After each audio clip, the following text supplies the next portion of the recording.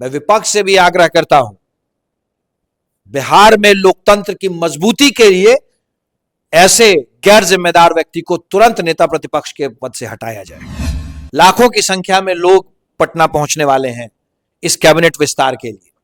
सबके लिए सुचारू व्यवस्था रहे, गर्मी का दिन है, कहीं किसी को दिक्कत नहीं हो, आवागमन उस दिन ठीक रहे, ट्रैफिक व्यवस्था ठीक रहे, प्रशासनिक व्यवस्था दुरुस्त रहे। राजद वैसे तो पारिवारिक जेबी व्यापार है, पर फिर भी चूंकि तेजस्वी कभी कभी राजनीति में सुचिता की बात करते हैं, इसलिए राजनीति में सुचिता के आधार पर तेजस्वी को बिहार के नेता प्रतिपक्ष से जितनी जल्दी हो सके इस्तीफा दे देना चाहिए। विकास के लिए, सोनार बंगला के लिए हमने बंगाल की देवतुल्य जनता से आह्वान किया था, बदलानो दरकार। आज बदलाव हो चुका है। अब हमारा सिर्फ एक लक्ष्य है, बंगाल का विकास, सोनार बंगला। भय और भ्रष्टाचार के ऊपर भाजपा का भरोसा जीता है। बंगाल में भय का राज था, बुआ भतीजे के नेक्सस का राज था, उसके ऊपर सोनार बंगला का हमारा विचार जीता है, भाजपा का भरोसा जीता है। बिहार की राजनीति में एक बार फिर हलचल तेज हो गई है। खबर है कि 7 तारीख को सरकार के कैबिनेट का विस्तार होने वाला है। इसी को लेकर बीजेपी के कई विधायक आज डीएम और एसपी से मुलाकात करते हुए भारतीय जनता पार्टी कार्यालय में नजर आए। कैबिनेट विस्तार को लेकर तैयारियां तेज कर दी गई है और पार्टी के भीतर लगातार बैठकों का दौर चल रहा है। सूत्रों के मुताबिक इस बार के कैबिनेट विस्तार में कई नए चेहरों का मिल सकता है, जबकि कुछ पुराने मंत्रियों की जिम्मेदारियों में बदलाव भी संभव है। बीजेपी के विधायक लगातार सक्रिय हैं और प्रशासनिक अधिकारियों से मुलाकात को भी इसी तैयारी से जोड़कर देखा जा रहा है। आपको बता दें कि अब सबसे बड़ा सवाल यही है कि 7 तारीख को होने वाले कैबिनेट विस्तार में किन नेताओं की किस्मत चमकेगी और किन्हें इंतजार करना पड़ेगा। बिहार की राजनीति की नजरें फिलहाल इसी पर टिकी हुई है। पे बातचीत करने के लिए बीजेपी के प्रवक्ता कुंदन सिंह हैं। आइए उनसे डायरेक्ट जुड़ते हैं और उन्हीं से बात करते हैं। डीएम आए थे, एसपी आए थे, क्या कहेंगे, क्योंकि नरेंद्र मोदी भी आने वाले हैं कैबिनेट के विस्तार में। अनुराधा जी, बहुत जल्द बिहार कैबिनेट के विस्तार की संभावना है। आप लोगों को भी पता होगा, संभावित डेट 7 तारीख है और जहां तक हम लोगों की जानकारी है, देश के माननीय प्रधानमंत्री नरेंद्र मोदी जी का आगमन भी होने वाला है। बड़ा सरकारी कार्यक्रम है, साथ में हम लोगों के लिए भी, राजनीतिक कार्यकर्ताओं के लिए भी बहुत बड़ा कार्यक्रम है। आज प्रशासन के लोग आए हुए थे। हम चाहते हैं कि ये जो कार्यक्रम हो वो सुचारू रूप से हो, किसी को कोई दिक्कत नहीं हो। लाखों की संख्या में लोग पटना पहुंचने वाले हैं इस कैबिनेट विस्तार के लिए। सबके लिए सुचारू व्यवस्था रहे, गर्मी का दिन है, कहीं किसी को दिक्कत नहीं हो, आवागमन उस दिन ठीक रहे, ट्रैफिक व्यवस्था ठीक रहे, प्रशासनिक व्यवस्था दुरुस्त रहे। इसी के लिए जिले के अधिकारी आए हुए थे यहाँ। क्या कुछ बैठक में बात हुई? माननीय प्रधानमंत्री जी आ रहे हैं, बिहार की कैबिनेट का विस्तार होने का कार्यक्रम है, बड़ा कार्यक्रम है। कार्यक्रम कैसे हो, ये सारी व्यवस्थाओं पे बातचीत हुई। तेजस्वी यादव केरला में गए थे, वहां पे एक उनके विधायक के लिए टूटी फूटी इंग्लिश वहां पे उनके लिए प्रचार प्रसार किए, उसके बाद उनके विधायक जीत गए हैं, क्या कहें? तेजस्वी को बधाई। चलिए, कम से कम कहीं तो लालटेन टिमटिमाती नजर आई। पर मैं तेजस्वी को यह बात कहना चाहता हूं कि इतने गैर जिम्मेदार आदमी को बिहार के नेता प्रतिपक्ष के पद पर नहीं रहना चाहिए।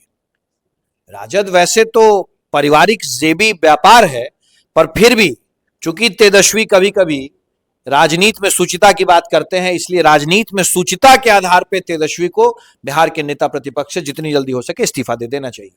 जो व्यक्ति राज्यपाल के अभिभाषण जैसे सत्र से गायब रहे और 40 दिन तक लगातार बिहार से गायब रहे, उस व्यक्ति को कोई मौलिक अधिकार नहीं है बिहार में नेता प्रतिपक्ष जैसे जिम्मेदार पद पर रहने के लिए। मैं विपक्ष से भी आग्रह करता हूं, बिहार में लोकतंत्र की मजबूती के लिए ऐसे गैर जिम्मेदार व्यक्ति को तुरंत नेता प्रतिपक्ष के पद से हटाया जाए। लेकिन तेजस्वी यादव तो बार बार कह रहे हैं कि कानून व्यवस्था खराब है और यादव को टारगेट करके 3 यादव को एनकाउंटर किया गया है। अपराधी कोई भी हो, अगर अपराध कर दिया तो फिर बिहार में कानून का शिकंजा उसकी गर्दन पे होगा ही होगा।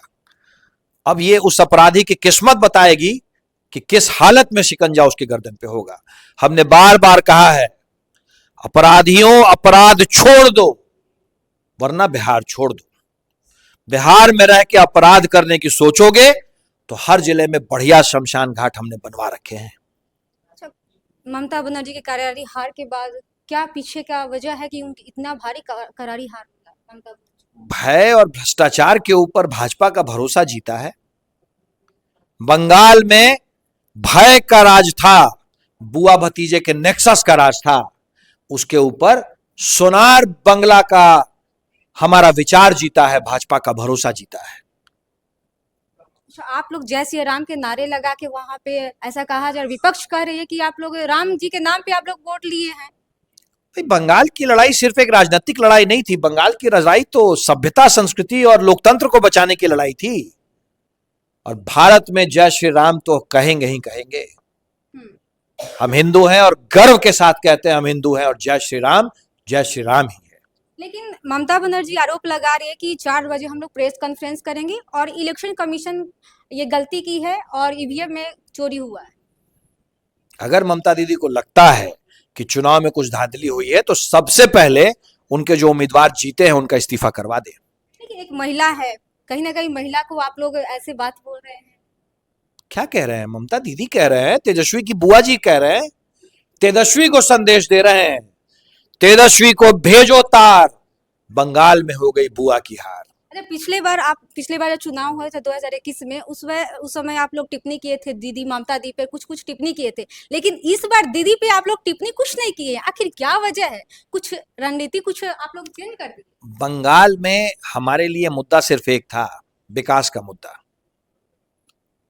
भय तो नहीं था कि अगर दीदी पे कुछ टिप्पणी करेंगे तो फिर पिछले बार ही कुछ। राजनीति में राजनीतिक मुद्दों पे चुनाव लड़ा जाता है। बंगाल में हमारे लिए मुद्दा एक था, भय, भ्रष्टाचार और नेक्सस के खिलाफ विकास, और भय, भ्रष्टाचार और नेक्सस के ऊपर भाजपा का भरोसा जीता है। जिस तरह से अमित शाह ने कहा था कि अगर कोई भी वहां पे अगर गलत कर रहा है तो उसको उल्टा लटका देंगे अगर बीजेपी की सरकार आती है, तो क्या आप लोग उस पे कायम रहिएगा? बदले की राजनीति भारतीय जनता पार्टी नहीं करती है। भारतीय जनता पार्टी विकास की राजनीति करती है। भारतीय जनता पार्टी विकास की राजनीति करती है। विकास के लिए, सोनार बंगला के लिए हमने बंगाल की देवतुल्य जनता से आह्वान किया था, बदलानो दरकार। आज बदलाव हो चुका है। अब हमारा सिर्फ एक लक्ष्य है, बंगाल का विकास, सोनार बंगला।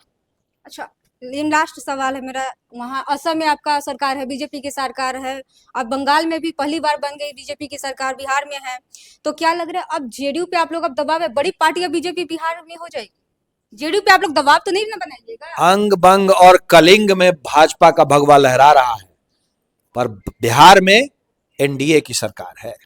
माननीय मुख्यमंत्री सम्राट चौधरी जी के नेतृत्व में एनडीए की सरकार है।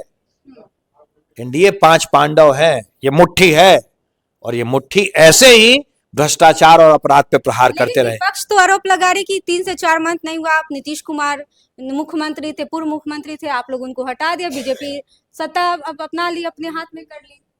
बेहतर है विपक्ष इस बात पे ब्रेनस्टॉर्मिंग शुरू करे कि उनके अपने लोग, 25 से अपने नीतीश के नाम अपने लोग उनके विप के बावजूद वोट क्यों नहीं देते हैं राज्यसभा में। बेहतर है विपक्ष इस बात पे सोचना शुरू करे।